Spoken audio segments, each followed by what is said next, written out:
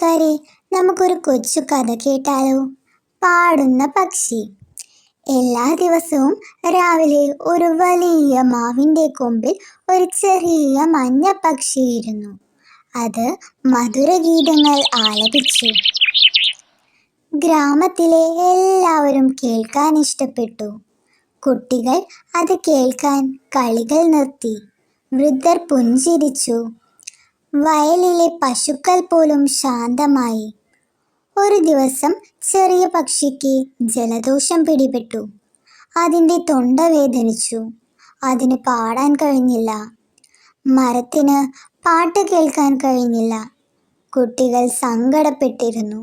ഗ്രാമം മുഴുവൻ സന്തോഷകരമായ ശബ്ദമില്ലാതെ നിശബ്ദമായിരുന്നു. പക്ഷി വിറയ്ക്കുന്നത് കണ്ട് കുട്ടികൾ അതിന് ഒരു പാത്രം വെള്ളവും കുറച്ച് ധാന്യങ്ങളും കൊണ്ടുവന്നു.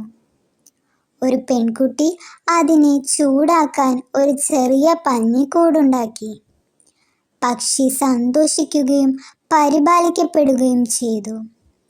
കുറച്ചു ദിവസങ്ങൾക്കു ശേഷം പക്ഷിയുടെ ശബ്ദം തിരിച്ചെത്തി.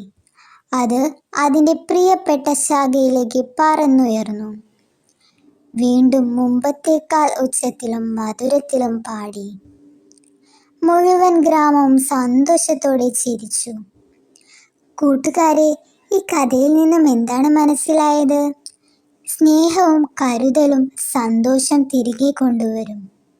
കുട്ടികളുടെ ദയ പക്ഷിയെ വീണ്ടും പാടാൻ സഹായിച്ചതുപോലെ.